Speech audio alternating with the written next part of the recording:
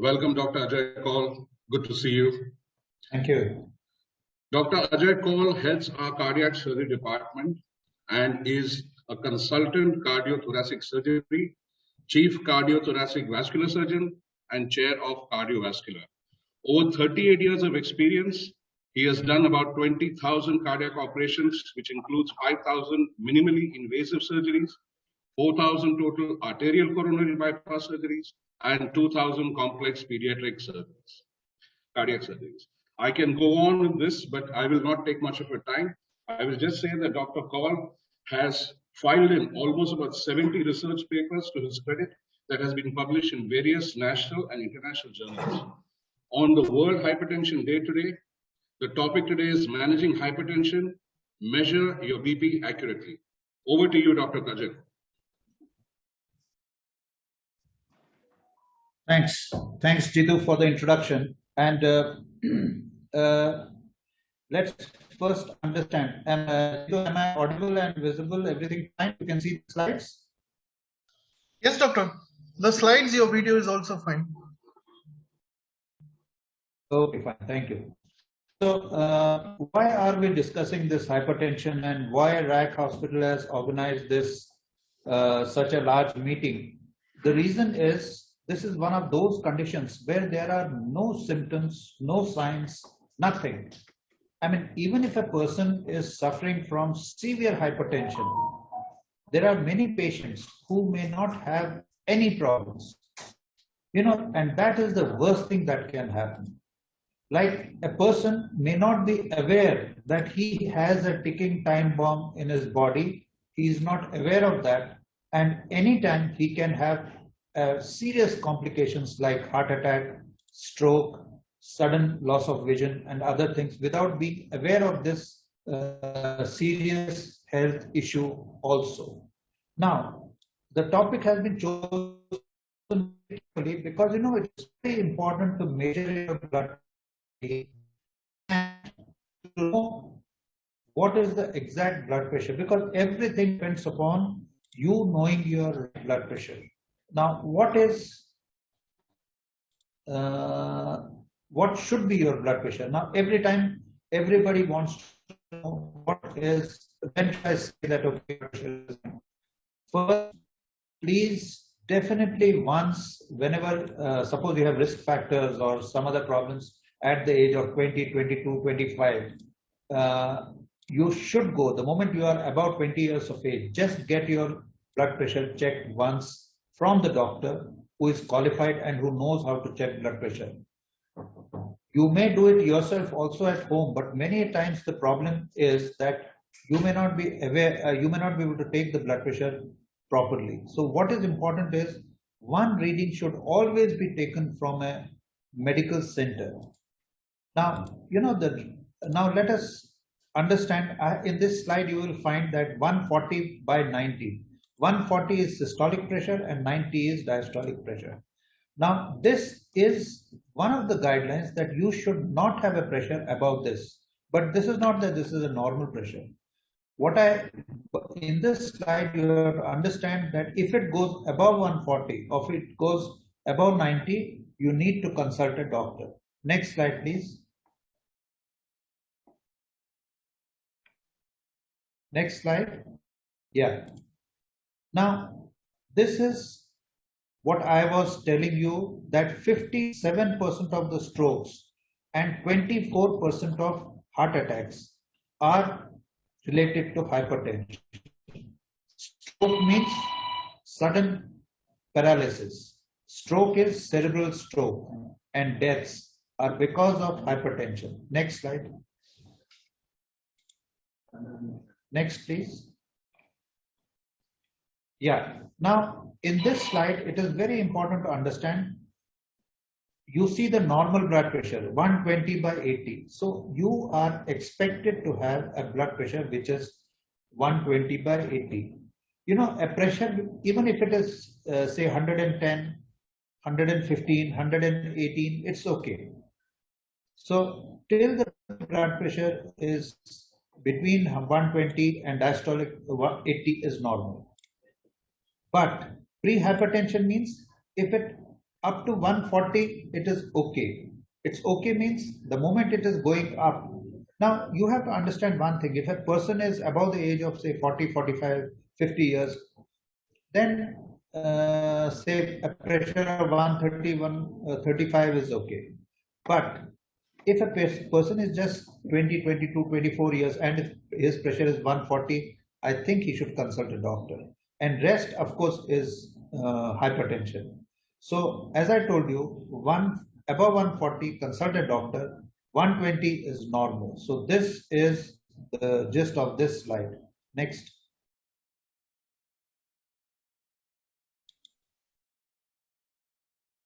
Now, same thing in other form is if pre-hypertension means if a blood pressure is around 120, which is normal, we call it pre-hypertension means there are some risk factors.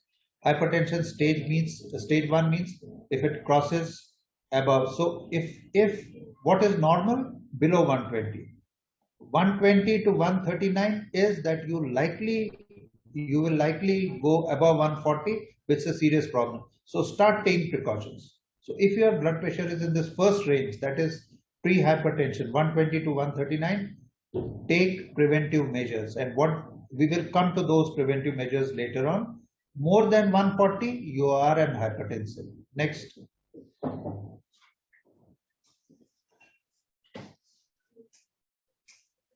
Now this is why, as I told you, why do we call it killer? Because there are no symptoms at all. As a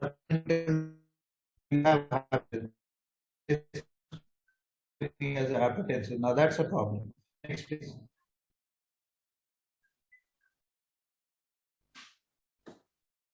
Next slide. Yeah. Now, very important. One is now there are certain patients who will have symptoms. And what are the symptoms?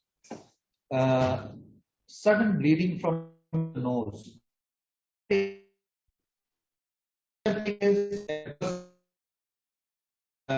Instant headache. Pain. Shortness. The date 22 of October, of February, sorry.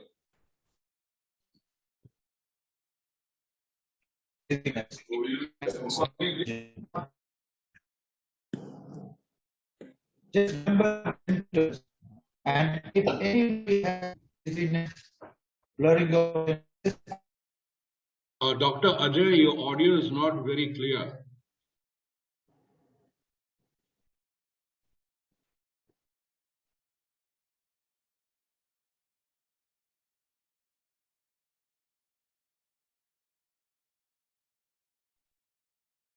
Is it? Am I audible now? Yes. Yes, there was some problem. So these symptoms are there, like nose bleeding, headache, blurring of vision, very common. Many people complain of this. Definitely get your pressure checked because this can be a serious problem. So very, very important. As I told you, majority of the patient no symptoms, but there are patients who will have one of these symptoms. So go to a doctor. Next. Hi, my name is Fazil. Yeah. Hello. Hi, Yes. Mr. Fazil. We will have the question and section end of this Yeah. presentation. I think, yeah, let's have question answer session in the end. Now, what are the risk factors? One is, as I told you, that these are mostly asymptomatic patients. But even if you are asymptomatic, which are the patients where they should get a medical checkup done? If the age is more than 40 years and you have never got your pressure checked, obesity, family history of hypertension, race, Indians, Asians are prone for getting hypertension. Then diabetes, those with high cholesterol, high sodium in the diet, physical inactivity. Now, all these are reasons for that patient is likely to become a hypertensive in his lifetime. Next, please. Next slide. Now, this is another very important to have to. Now, there are two types of hypertension. One is primary hypertension, where there is no known cause of hypertension. That is, I told you two things. One, there are patients. Why is it dangerous? Because in primary hypertension, we know nothing why patient gets hypertension. There is secondary hypertension, where we know the cause and we can treat the cause. So this is again a very important thing. First, I told you silent, there is no symptoms at all, and you can have hypertension. And second, he may say so there is no known cause of high blood pressure, but it needs to be treated. Next, please.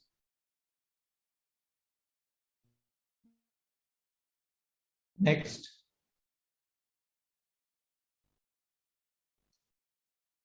Can we go to the next slide? Yeah. Now, these are, you need not go into these. These are various other causes of high blood pressure. Next.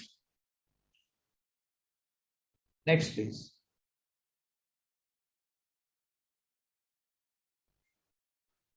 Yes, doctor. Doctor, it takes 3 to 5 seconds to reflect in the meeting. So I changed the slide. Is this the one? Okay. Fine. Great. Now, how do we manage these patients? Now, you have been diagnosed as hypertensive, you have high blood pressure. How do we manage? Now, the first thing is lifestyle modification. Whenever you go to a doctor, he will not put you straight away on medications, unless, of course, your pressure is so high that it needs treatment. If you are a pre-hypertensive, as I told you, your pressure is around 130, 140, less than 140. You don't have major risk factors. So what doctor will do is to tell you, okay, modify your lifestyle. Believe me, it is extremely useful in managing hypertension, diabetes, and dyslipidemia, that is high cholesterol. And those patients who cannot be managed. So whenever a patient comes to me, for first 6 weeks, I tell him, you go for lifestyle modification. If that doesn't work, then we tell them, okay, fine, now is the time to start medication. Next slide, please.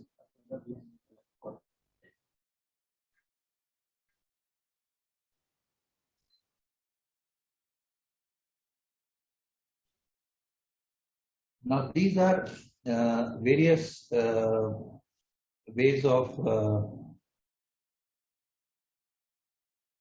can we have this enlarging over here?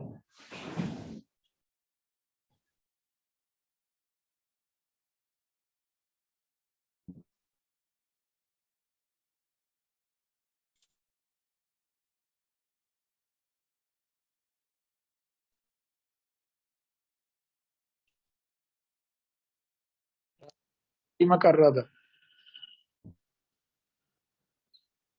on the largest screen. ये देखो audio आ रहा है लेकिन वो video नहीं आ रहा your video stop बोलता है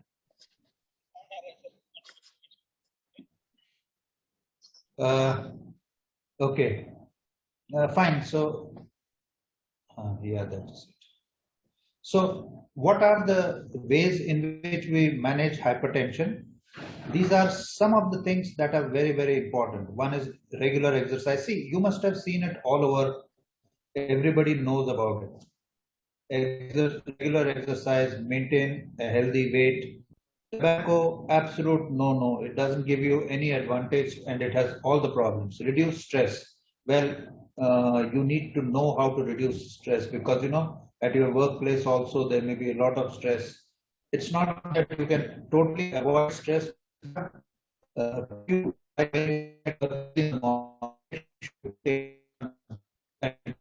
of the best ways to reduce stress. Eat healthy diet. Consumption again is not good. Cut back on caffeine. Too much of tea, coffee is not good. And monitor your blood pressure regularly. So these are some of the ways which, whenever you are a pre-hypertensive, the symptoms are not I mean, the pressure is not above 140, 150, 160. These are the things which can bring back your pressure to almost normal. Next.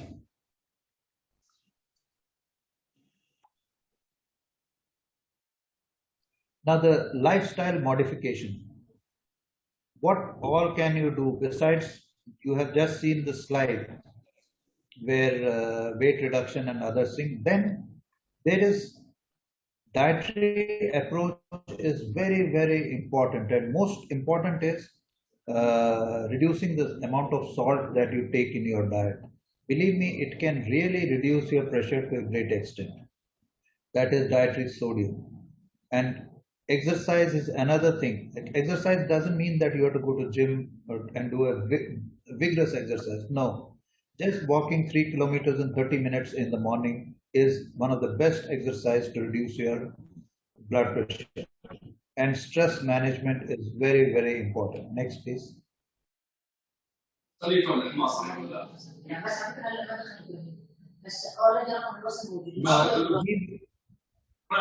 will not go into details of this medications, because that is, of course, for the doctors to understand.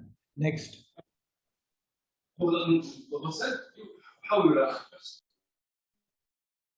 Now, what are the organs that suffer badly because of high blood pressure? You can get a person having hypertension for a long time can have a stroke, can have retinopathy, which will lead to loss of vision, can have peripheral vascular disease, which is very, very bad. You can have gangrene, you can have all sorts of problems. Kidney failure is a very important thing. Many patients of hypertension come straight with kidney failure. And last but not the least is sudden heart attack. So, you know, it's a very dangerous condition, silent condition, and most of the times we don't know why it happens. Next.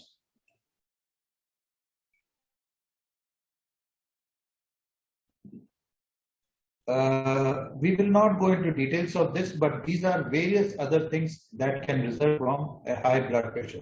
These are various medical terms.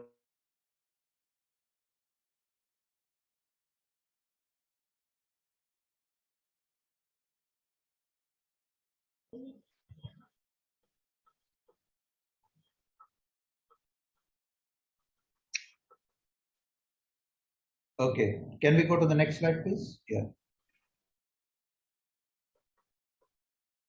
Now, as I told you, it is very important to take correct blood pressure.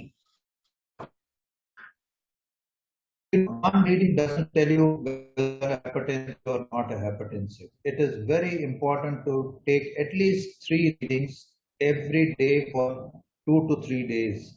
And 3 times means early in the morning when you get up, during the day once, and once in the evening when you come back from your office or you are about to go to sleep. You can take any time. 4 times would be the best thing, but what if you can't do that, at least once or twice a day you should, and take it for 2-3 days. Time between, don't keep on taking immediately blood pressure, because that's not good. Keep a gap in between the 2 readings. Now, what is very important is most of these electronic devices, you can get a wrong reading if it is not calibrated properly. So the best blood pressure apparatus is the age-old sphygmomanometer, which has the mercury column and a stethoscope used by the doctor or the nurse, because that gives you the most accurate blood pressure. All these electronic equipment may be very convenient, but they may not be the most accurate blood pressure measuring devices, but they are very convenient, and majority of the times if you take care of the machine and calibrate it from time to time, it is pretty reliable. Then body position is very important. If you take a pressure which is standing and other which is when the patient is lying down or a patient is sitting, it can change. Muscle tension. If you keep too much of tension on the arm, suppose you are holding something or you are not resting, relaxing properly, quality of stethoscope is very important. Sometimes you don't listen to the sounds properly. And it is that the person who is measuring your blood pressure has to listen to the sounds that come. And training of that person, he should know exactly where the sound muffles. and that is the diastolic blood pressure. So, these things are very, very important. So that's why I told you should measure your blood pressure properly and tell you what is your baseline blood pressure and compare it with your instrument. Next slide.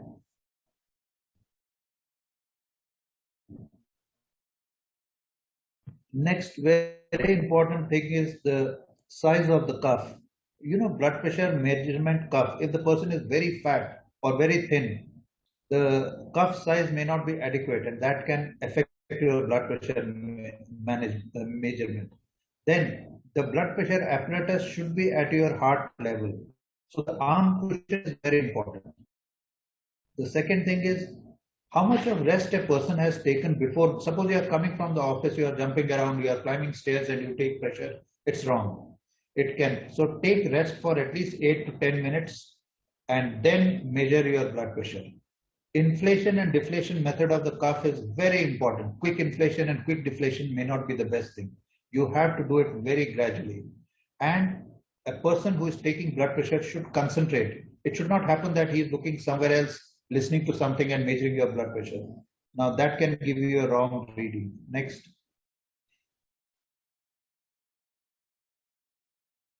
Now to sum up, hypertension doesn't have any symptoms, but it is a very dangerous condition. So please take care and measure your pressure. Go today to a doctor if you're not taking your pressure anytime. It's one of the most common disease. Almost everybody has it, and there are various levels of hypertension, but take care of that. And it is one of those conditions where almost 80% of the patients can be treated if you modify your lifestyle. One of the curable conditions by taking care of your health, and it is up to you how you manage your health. Next. Thank you. Now you can ask questions, whatever you have.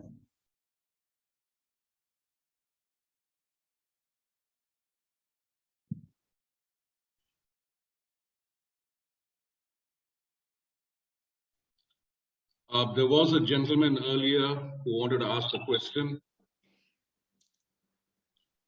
Yes. Hello. Can you hear me? Yes.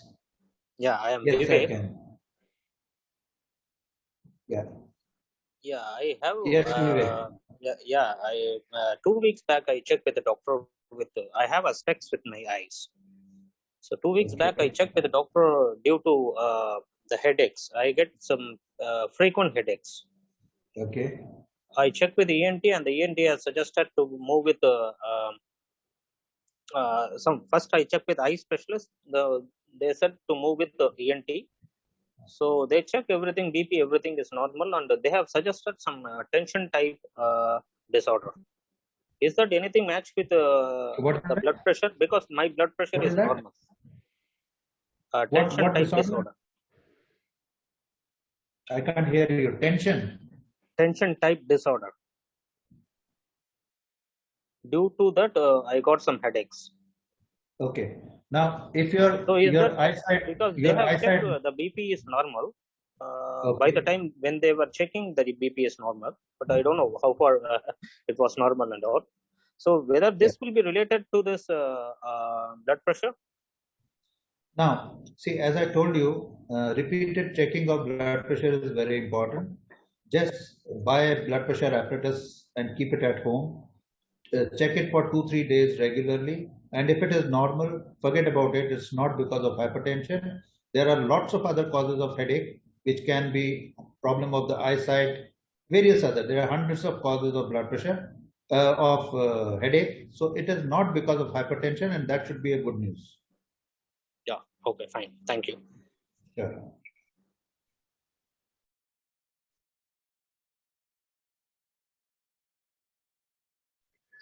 Good morning, everyone.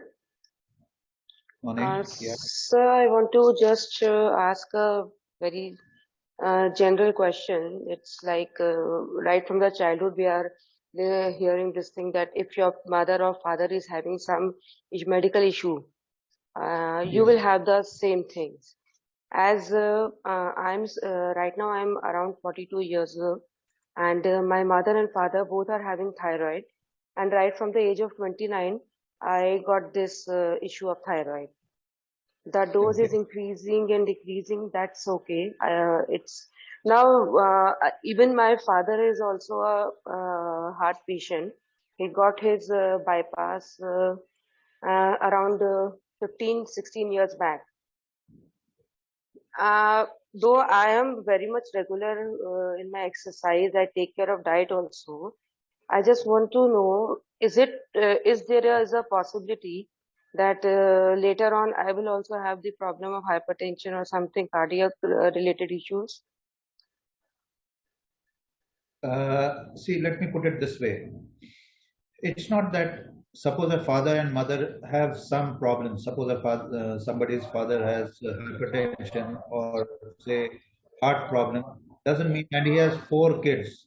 Doesn't mean that every kid will have heart attack or heart problems. No, it's not like that. Okay. Out of one child will have tendency for having heart problems. 3 of them, rest of the children may be okay. They may have no genetic problem at all. So that is one thing. So not everyone will have problems. It's very difficult to find out, or there are certain ways to find out who is the one who is getting affected by the genetic transmission of this problem and will have hypertension or heart problems.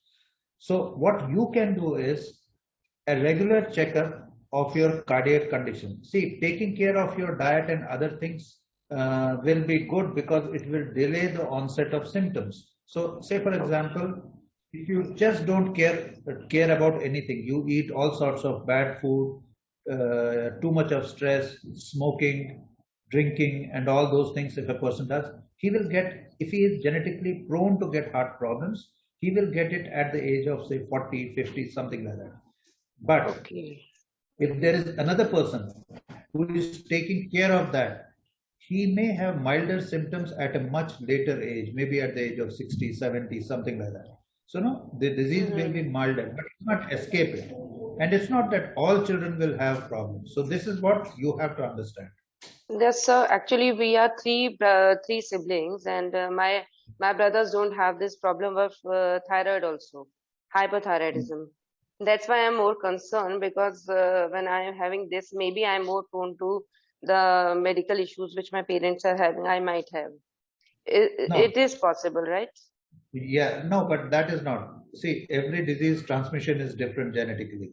Thyroid, if you have thyroid, doesn't mean that you will have heart problems. Maybe some other brother will get heart problems and you escape from heart problems. So don't just worry about it. What you need to do is just get regular checkup done. That's all. So basically, this lipid profile, I need to get it done regularly. No, don't do that. Lipid profile just tells you that your cholesterol metabolism is abnormal. Okay. But whether you have a heart problem or not, there are people who have very high cholesterol and then don't take care of their health. Still, they don't have heart attack. So, getting a heart attack or heart problem and lipid levels are two entirely different things. So, just don't. Many people, what they do is they go to a lab, get their cholesterol done. If the reports are normal, they think everything is normal, which is not correct. So, you need to go to a cardiac specialist. Okay, sir. Yeah. And any particular checkup which I need to get done? Anything specified? Gira, I'll call you. Any specific test? Yes, See, sir. you need to consult a cardiologist or heart specialist, and he will do a couple of tests. Like he will do an echo, he will do, and if he finds there is something wrong, he may do a stress echo and try to find out what is the problem. See, he can certify that you have no heart problems, but just getting a cholesterol done doesn't mean anything. Okay, sir. Okay, thank you so much. Sure, pleasure.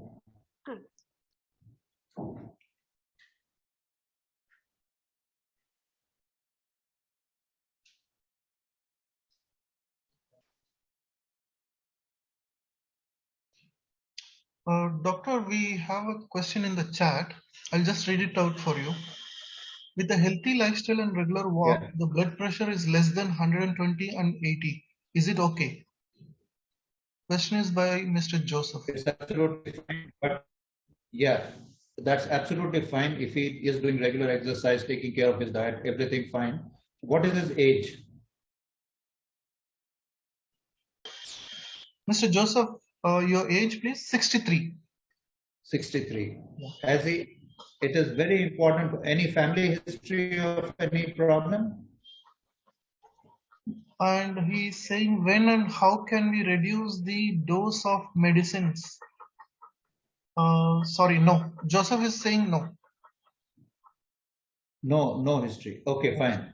And if he has he got his blood pressure, other things checked, and all of them are normal. See, basically at the age of around 60, 65, he should definitely get a medical checkup done, because there are lots of, as I told you, there are lots of diseases which have no symptoms at all. So it's very important to get a proper checkup done. Everything will depend upon his risk factors. Is he smoking? Does he have a family history, obesity, and other things? But still, I would strongly recommend that after the age of 60 years, he should get a medical checkup done. And that is very, very important, even if he is asymptomatic.